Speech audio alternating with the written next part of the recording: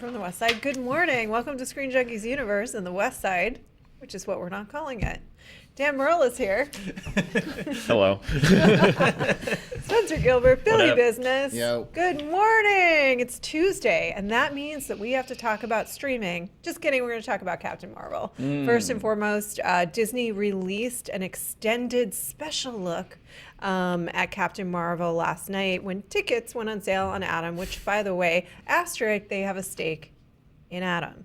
Who, Disney? So, yeah. Oh. There's no coincidences anywhere in the world. It's all corporate synergy and trailers. So we saw some new things. There was actually a little bit more footage. We saw a little bit more of Jude Law's character, got more of that, Kree vibe happening. But also I noticed they gave her character a little more attitude.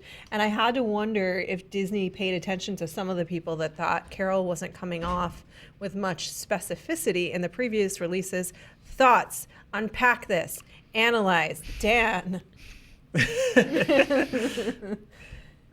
I'm still not feeling this. I'm really not.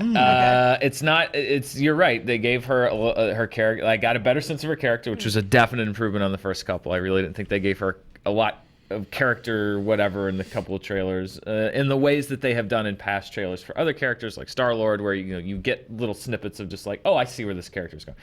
They gave me a little bit of that in this trailer, so I have a better handle, I guess, on sort of what the character's like. Maybe it's choice of material. I don't know. It's more just like I didn't. It's just like okay. I don't know. I don't hate it. I'm just kind of like okay. On a scale of over to under, we had been tracking your rate of whelmed. On the last trailer, Spencer, so we should probably check in. I was well, I don't want to say overwhelmed, but I was more whelmed than I was with the previous one. I guess it did play a little better for me that they were that she does have a personality beyond like the Jason Bourne Who Am I, rather the Jackie Chan Who Am I, which is a tragically overlooked film because he just yells the phrase Who Am I over and over again while beating people up. I dig it. Yeah, it's great. And then I like that they're gonna, I guess, de-age Nick Fury for an entire movie, which is incredible. Yeah. It looks great. It really looks good. Yeah. She's rocking a Nine Inch Nails shirt, which I appreciate. I think the movie takes place in '95, which puts it like right when I can't remember the album, but the one with like, I want to F you like an animal was on it. So if she says I want to F Skrulls like an animal before shooting a photon blast at him, I'm sold. You get one, right? Yeah, that's when you were wearing your Nine Inch Nails t-shirt. But it can't be effing in a sexual context. You're right. They don't get that one. They don't get that one. They can't. Maybe, what if she says I want to scroll you like a Creenable? Yeah. There you go. There you go. Joe Starr and I used to commute together periodically to work, and there was one time when we were doing a whole series of making F-rated or like R-rated songs G-rated. So it was like, I wanna hug you like an animal. I wanna squeeze you like a bun now. Cute. I regret everything we just said in the last 30 You guys have seconds. fun. And I would like you, Billy, to weigh in. Maybe your songs will end up like on Kids Bop or something. Oh man, a Kids Bop of all like Whole super new R-rated. career. Love you. I'm gonna do what you tell me. Billy, Captain Marvel, let's talk about that. What do you think about Jude Law is meant to be, ... The theory is? I mean, a lot of people are saying that he's Marvel. There's other theories about different Marvel characters that he could possibly be. I think everyone's kind of convinced that deep down there's going to be some sort of like Green Lantern, like Sinestro type turn where it turns out they have differing ideologies. But I like Captain Marvel is one of the Marvel characters that I actually don't know a ton about. So I think this trailer, the last trailer is like, okay, this one I actually liked a lot more. Granted, it was 90 seconds, so it was all like the fast moving stuff. But I'm really interested. Just thinking about all the Marvel movies thus far, I don't think there has been like the Bourne take on it, like someone who doesn't remember who they are or quite know who they are, and it's like the mystery aspect of putting the pieces together. I think that's kind of interesting. I like that they gave her personality. The de-aging for Fury looks great. Coulson looks exactly the same, but it doesn't really matter. Yeah, I like this a lot more. than the last ones. And I hope they take advantage of the time period more so than the X-Men movies have been doing. Like, I hope that it's not just a random choice to make a 90s movie, a 90s Marvel movie, which I'm excited to see what they do with that decade.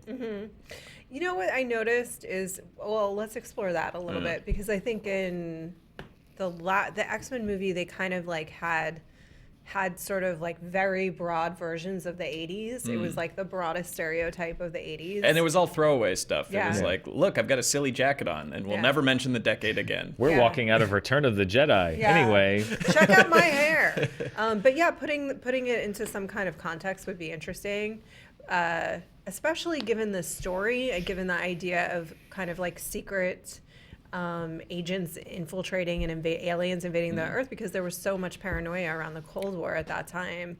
95? In 95. No, I'm thinking of the 80s. I would like to see I went back 10 years. I'd love to see Bill Clinton start S.H.I.E.L.D. Like, oh, that's cool, man. Yeah, well, then, That's a real cool idea. yeah. It Well, I would love erased to my see- whole idea, which made sense 10 years earlier than that. It would have made a lot of sense. I would love to see like the technical limitations, like the dial-up.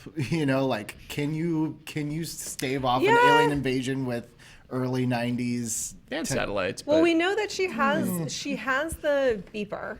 Yeah. So she is a drug dealer in addition to being a superhero. Or a surgeon. Or a surgeon. Yeah. Or a 13-year-old. Yeah. Or a 90s. 13-year-old in the I- 90s. I don't think all my friends were Did you drug have a dealers. beeper? No, I never had a beeper. I had a beeper. Did you have a Oh, beeper? yeah. I was in the beeper era, but I think I was right on the cusp and skipped straight to borrowed cell phone to Yeah. Nokia brick phone, and then you're off to the races. Yeah. I definitely had a couple of friends with them, but it was also weird and dumb, like. We didn't know any better. It's not like it was a beeper or an iPhone. Yeah. It's like, this is what you had. You had codes, 911, 911. 143. But I abused 911, if I'm honest, when it came to beepers. Oh, you were that person. I was that person. It was always just like, I don't know, I really want to talk to you right I feel now. like you still do that. Like you'll Do I Slack use chat me like, 911? hey, I Emergency. really need to talk to you about something. I'm like, oh shit. And then I go talk to you and you're like, What do you think about this? What do you think about this cut? Do you think it's good or whatever? I'm like, was this like an urgent, like we need to talk? We need to talk should be reserved yeah, for that's like big. brace yourself. Yeah. I don't When you know. have a second means, hey, this isn't as urgent. Well, anything that I have a need for, at least it's work related. It wasn't like, what do you think of this haircut? What do you think of our video? We're going to put it on the internet. So it should be good. Not like this one. I do wonder about some of the referential. How you doing, Dan? I'm hanging in. Yeah. I do wonder about like a couple of the referential moments in terms of, especially between Coulson and Fury and also her when she was talking about the idea of putting logos. Does that help you be so covert and things like that? And then him riffing on our costumes. Do we think that a lot of these movies have become very self-referential. What's happening, Dan? That's a very I mean, there's no accusations there, but it's like that's a very good observation, the one that we ourselves made. I think in either the Australia Agents of S.H.I.E.L.D. or the show Interns of S.H.I.E.L.D. The idea of like, Oh, really? yeah, I don't know, probably. Does We've it really we've make done much enough of sense these for by a now. super secret agency to put their logo on everything? It's Yeah. something that we they didn't steal it. It's just like Oh, it's a interesting. valid Not a question. groundbreaking It's not a observation. groundbreaking observation. It's not, but what I don't always love, if I'm very honest, is if somebody brings up an observation like that in world, if you're not going to then solve it. Because you're in the past, which means you're making an observation about a thing that Nick Fury then doubled down on. And so Yeah. are we saying he's, you know what I mean? I don't want it to go up its butt. I don't want this to be the Marvel movie that goes up the MCU's butt in Yeah. the sense of just like, oh, I hope we don't unfreeze some guy. You know, Yeah. like just like, okay, oh my God. Like Yeah. it's all like ironically self-referential things. So like they don't know this is gonna happen. Yeah, like yeah. I really hope they don't take that path. That was a I don't little think bit they will, my worry but too. I hope they don't. Yeah. Yeah, that's always a little bit my worry when things become too meta, is that it just, then I don't feel like you're really telling the story. You're commenting on the hello. story as you tell it. Oh. Disney, What's that? shut up. Immediately move on. Great. Dan's Okay. fired? I Okay. just want to talk about the 10 reasons I am excited about the upcoming Captain Marvel movie as well. Photon blast. Photon How strong are blast. they? Max Dion, who's one of our producers, is huge into Captain Marvel. He's read a lot of the issues, and he says that her personality is very, very much almost like, it sounds to me, and if I'm wrong about this, I actually haven't read them, so forgive me, but very much cynical, like along the lines of a lot of the other heroes that we've seen in terms of Star-Lord and Tony Stark. So I felt like that did come through just a little bit in this one, which is nice, but I also don't want to see a repeat of those characters necessarily. Yeah, it's a thin line because you have so many snarky people in the. That's Disney again. Back off. No, it's great. I love it. The meta-ness didn't bother me because it was kind of a relief to be like, okay, she is a person with a personality as opposed to this complete blank slate. Like, she can at least have banter, but then you do run the risk of like, there's so many quippy people. Yeah. There's so many quippy, cocky MCU heroes. So one more, I don't know. Yeah, but how many of them are not going to be around in the next True. go around? We're Gotta gonna start replacing. Yes, we Replace do. the quips? That's a Yeah. good point. Yeah, maybe she's the new Tony Stark and she's replacing his. Yeah. I mean, not really. She's a pretty different character. Although imagine though if like this is all obviously theoretical, but what if Captain America leaves the series? Our new captain is like the opposite of Captain America. She's very cynical. She's very like every like the best of humanity. She's always thinking the worst of humanity. Well, she That'd couldn't be an- Captain America. Well, But you mean I'm the saying, role like, that she's the role taking? of Okay. like the team captain is now a different personality. It's kind of like in the comics when for a while Bruce Wayne was dead and Dick Grayson took over, and it was everyone was like, Batman seems a little different. He's not necessarily the scariest guy. It's Little Robin is the scary one now. Like there's different power dynamics that you could play if she took over the team, which I think is kind of interesting. That is kind of interesting. Thank you for covering up for us. Disney is now, our Disney overlords are now pleased. We Yes. are well pleased with Yes. you. You may live another day. I do have a couple of other questions about the movie, which will be revealed, I presume, when we see the movie. Eh. Nope, That's all you get, Rob. One It's of just my this. one of my thoughts about it, though, when she was sort of explaining very overtly, and we've talked about this before around the theories around trailers, is that studios feel like they have to explain exactly what's happening in the movie before you get into the theater. You were the one that told me this. Yeah, the Yeah. guy that I met that was a trailer cutter, they said they want you to know the story before you get there. Yeah. So that was there. I mean, it seemed like a pretty well, audience. The Skrulls are, it was very explanatory at the same time, which I thought was pretty seamlessly done because it was also entertaining. Yeah. Yeah. I liked your idea, Spencer. Before we went on the air, Spencer was saying we should do a supercut of mentors doing fighting / Fights martial arts position? with their mentees. There's so many of those. In like every action movie, there's a scene where they're like doing some type of jujitsu or bow staff fighting while also explaining the rules of the world they're in. Let me tell you how things work around here. Game of Matrix, Thrones. stuff was Pacific not your fault. Rim, yeah. Doctor Strange. Batman Begins. Game of Thrones just does that with sex, though. Like that, Yeah, the sex position. but there's also fights position too, where they're like Jamie and the Hound, or There like is fights position. and Yeah. Arya and the sword, Yeah. and the Swordmaster. Yeah, Yeah. it's a trope. Did Edge suppose- of Tomorrow have a fights position Yeah, scene with him and Tom Emily Cruise Blunt, and they're Emily all, Blunt? Yeah. and then it's always like whoever's winning in the conversation then ends up losing in the fight, and then vice versa. It's, Flip ya. Yeah, I'll flip you.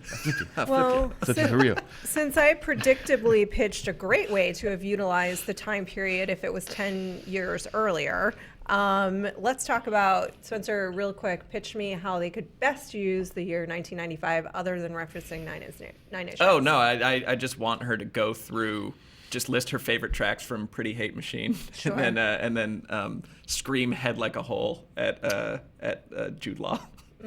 I was thinking it may be a year or two off, but some use of Melancholy and the Infinite Sadness or Jagged Little Pill, throw some Alanis Morissette tracks in there. Sure. Billy Corgan looks like a watcher these days. He could definitely.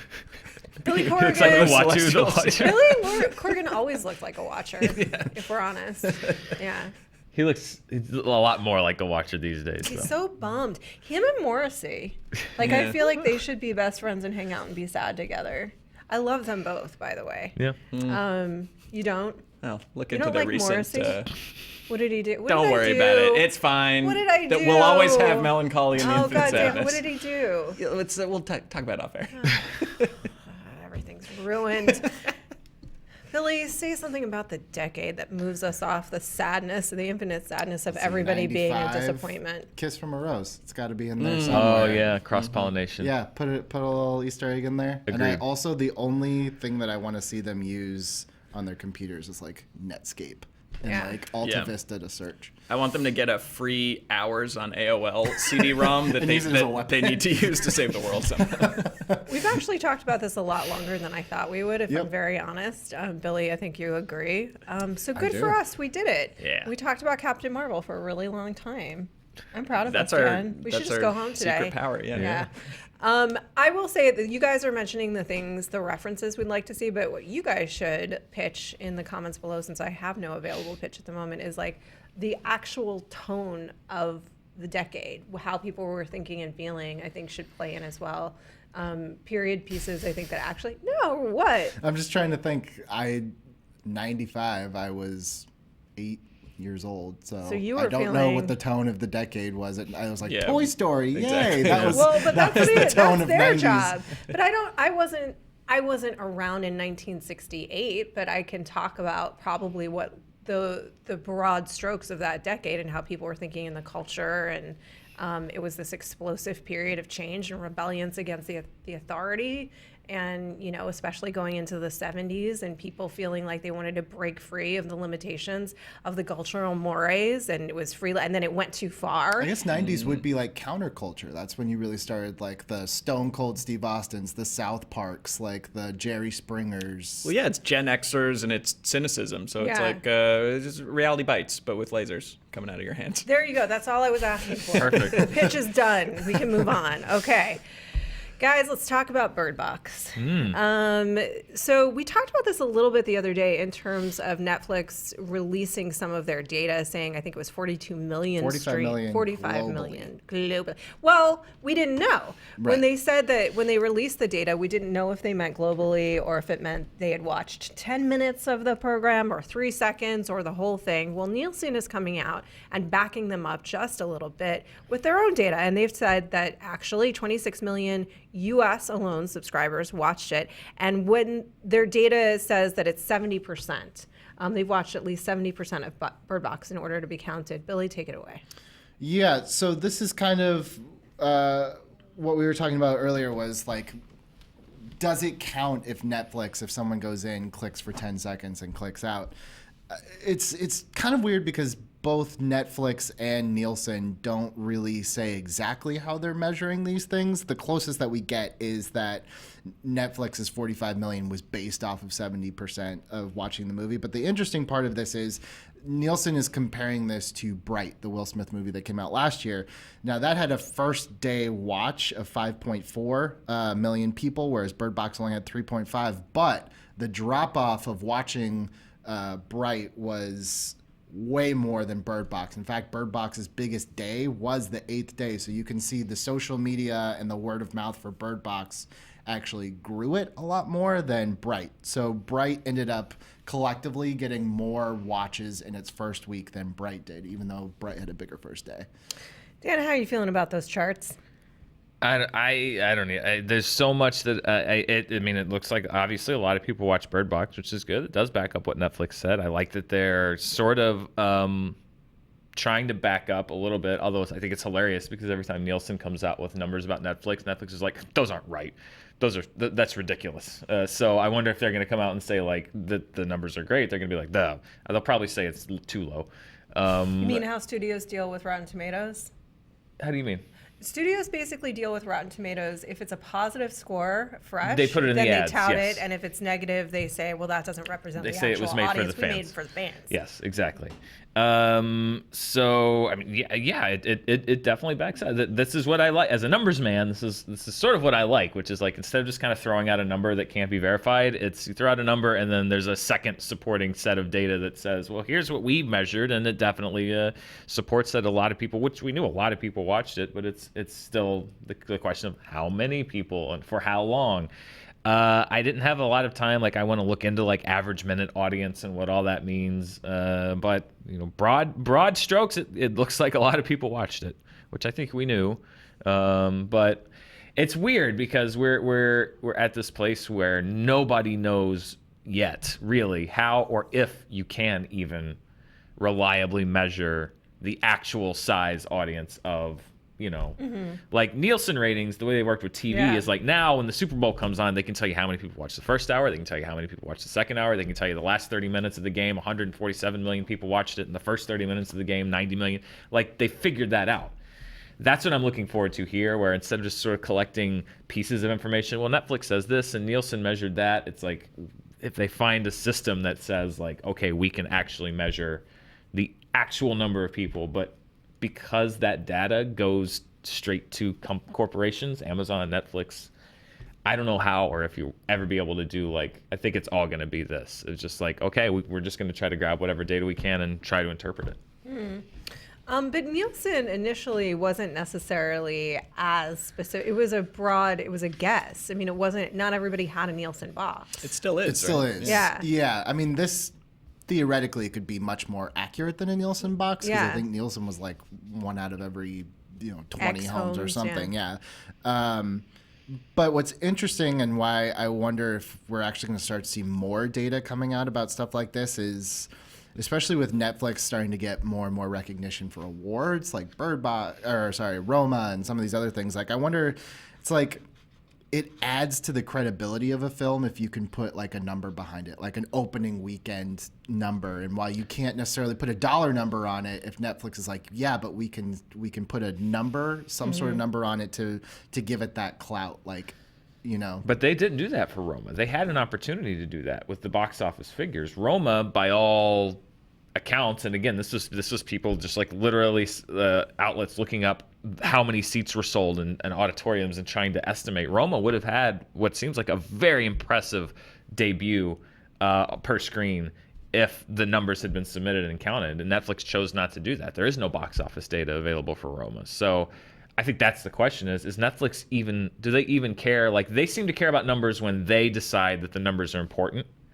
but it seems like they want to hide the numbers as much as they can because they don't want people to know how many people are watching something. Well, yeah, I mean, unless they do. Their numbers are utilized to their benefit, right? So they don't. It makes total sense to me that they wouldn't necessarily want to do box office reporting on Roma, because the last story they want to tell is that their movies would do really well in theaters. They're concerned with their subscriber base, and they're concerned with bringing the subscriber base and touting their numbers as a corporation.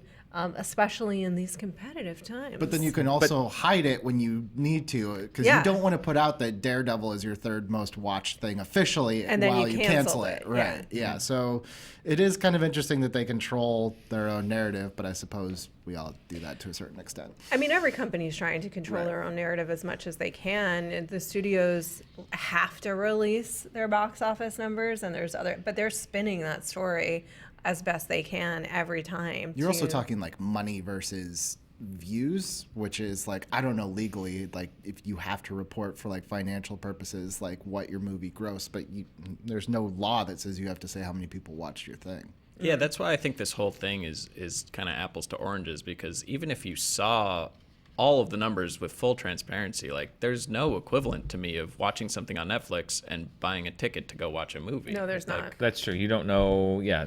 Because you're not talking watch time in the theaters. No. If a significant number of people left the movie before it was over, that would be a big story. Yes. Right? Like, and it is when movies come out. Like, I saw stories about people walking out of homes in Watson.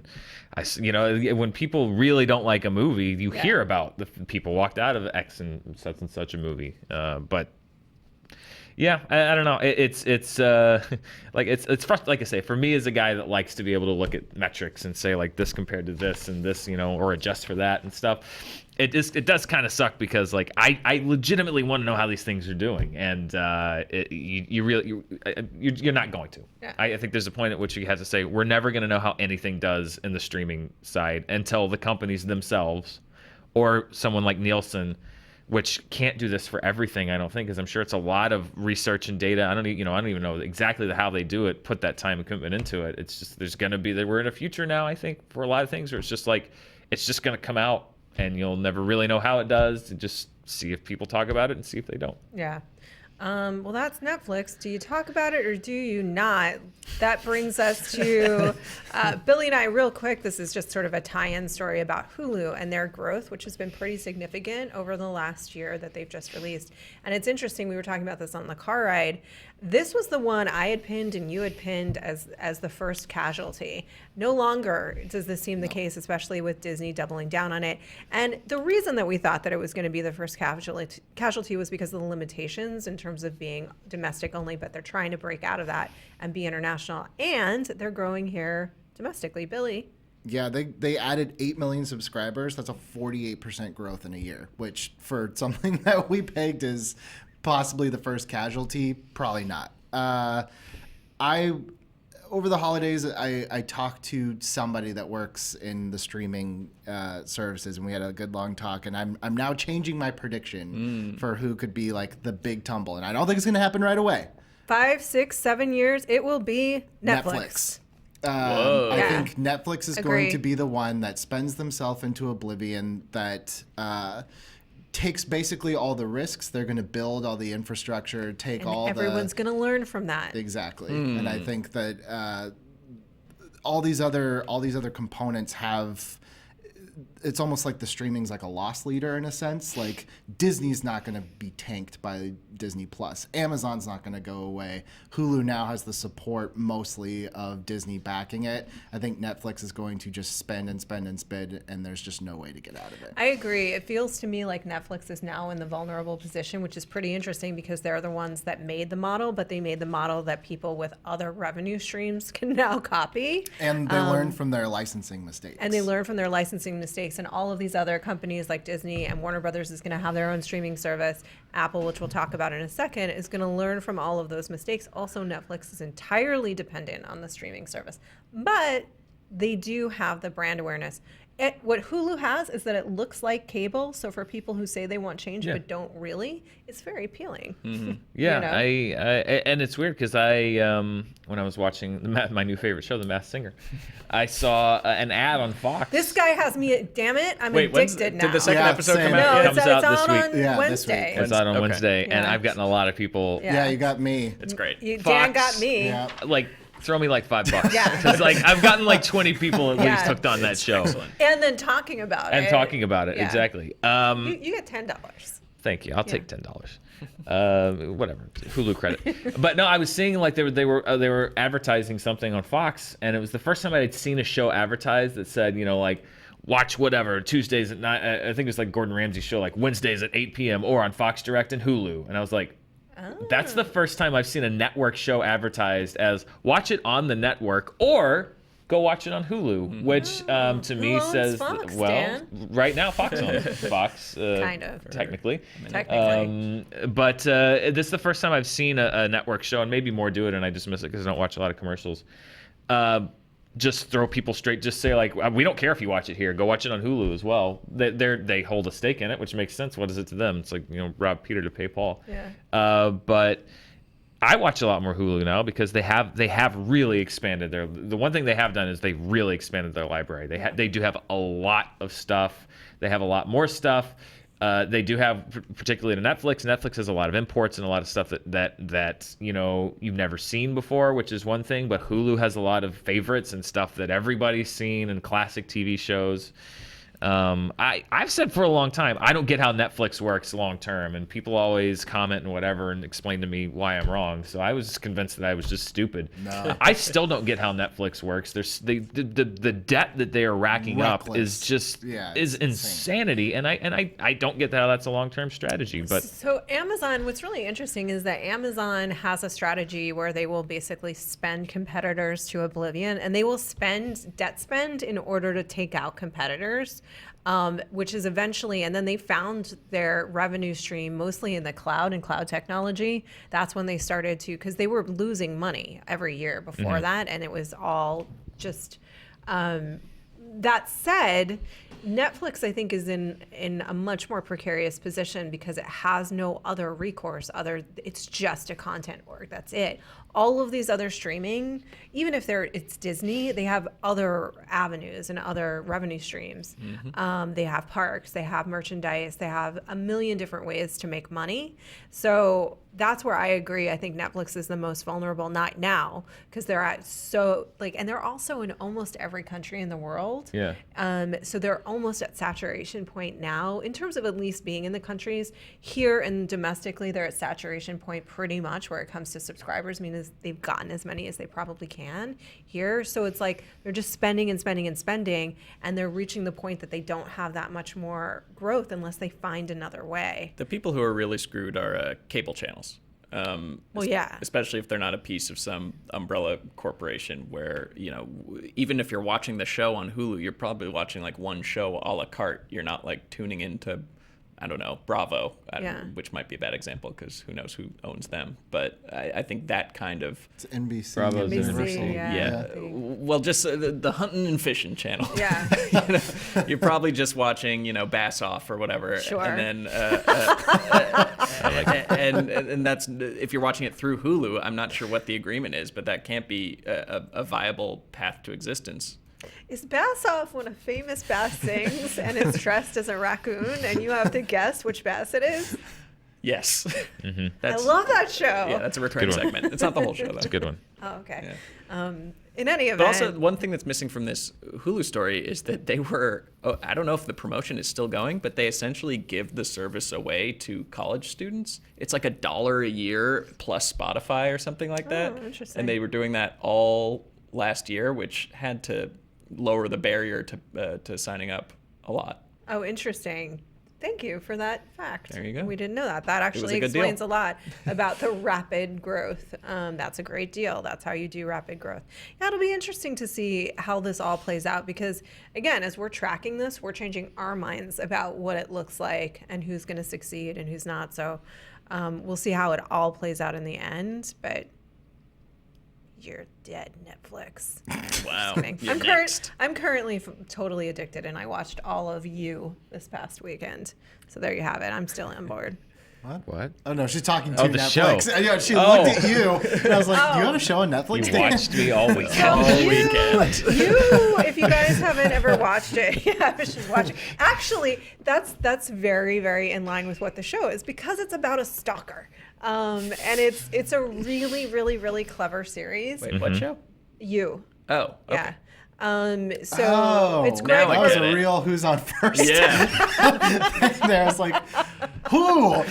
You?" Wow. It's great. Hulu? No, you. You on Netflix. I watched No, You. I was on Hulu. So You is a series that is very, very clever because it brought to you by Berlanti, who obviously does all of the CW DC shows, but it's basically you're fully in the perspective of a stalker, which is really interesting. And the actor that they cast, I thought was so smart because he was on Gossip Girl, which was like I don't know if you guys ever watched Gossip Girl. It was like a very, very, very soapy, romantic teen dramedy, mostly drama in New York. You're mocking me. No, I I've see it on your watched face. too much Gossip Girl. Did you watch Gossip Girl? By proxy, yes. Like I didn't like turn it on by myself, but Okay. I had a lady friend back in the day that was very Gossip Girl. XOXO. XOXO, Gossip Girl. Yeah, you had a lady friend. Okay. And you weren't watching it. It was by Ouch. proxy. Okay, you had a lady Yeah, friend. you had a girlfriend. Sure, No, Billy. you did. Sure. I'm just saying you probably liked the show in the same way when I was watching Riverdale season 1. My boyfriend would happen to wander into the living room and be like, I guess I'll sit with you for a minute during this hour. It wasn't the worst thing that I've ever absorbed into my brain. Yeah, because otherwise you just wouldn't have done it. It's like dumb, pulpy teen show. Yeah. So they hired what's his name? The main actor who was obsessed with Blake Lively. Chase something? Yeah. No? Anyway, I don't know. he's the guy. I apologize to all of the world. I didn't know we were going on this SJU diatribe, but here we go. I'm going to wrap it up. You're completely in control of this car. You're like, I didn't know we were going to make this left turn. I'm so sorry. Am I? So in any event, they hired him, which I think is a very clever move. I like when people play into our expectations of who a talent is and then play against it, because it's playing on this idea of heightened visions of romance and fantasy, and taking it to the level where it becomes frightening, which that line is very, very, very thin. And there have been a few other cases like this. I'm thinking of John Malkovich playing an android in an 80s film that was about being in love. But I think it's a really interesting parallel to draw about when is something a big, epic, romantic fantasy, and when is it just scary? That sounds incredibly relevant for our time. Right? Like, so the guy thinks that everything that he's doing is like this big romantic gesture, but he's fully stalking her. Oh. Yeah. Oh, that sounds really interesting. It's great. Yeah. We'll watch you. I'm watching you. We'll be watching you. Right now. And I'm going to crash this train because apparently I'm the conductor. That's the end of today. There's probably other stuff you should watch. You should watch Dan, Murrell, and I are going to have a review of Glass tomorrow.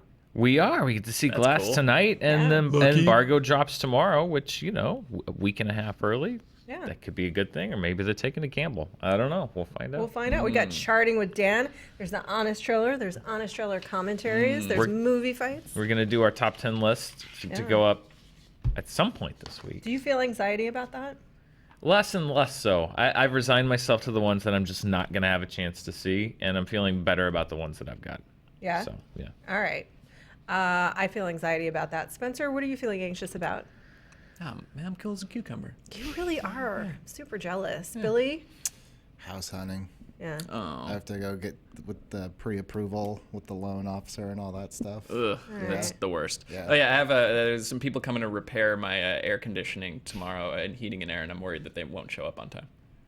And I'll miss SJU. Look at these owners over here, right?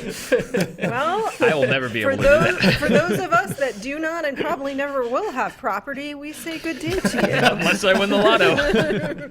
I will be paying for college for the rest of my life, kids. Get your significant others to, Yeah, this is my lottery ticket. Exactly. we did. Here's the following Smart money pieces. over here. Your lady friend, who's fantastic. Both of these yeah, they're both gentlemen. great. Yeah, she's both real. of these She exists. gentlemen. all She's of gonna these move back gentlemen. from New Zealand any day. She's a Yeah. model. She's in the bathroom. It's just a bunch They, of... they I met have her at sweater over here, I promise. they met at camp. Yeah. You probably haven't met her. Yeah, went we to a probably different haven't school. met her because they met at camp. It was during the summer. Hey, these are the final pieces of advice that this is a weird one. I'm going to leave you with. Go to a public school. Don't go into college debt. Marry well, and get an MBA. Goodbye. Public schools aren't free. They're not free, but they're not as expensive as private.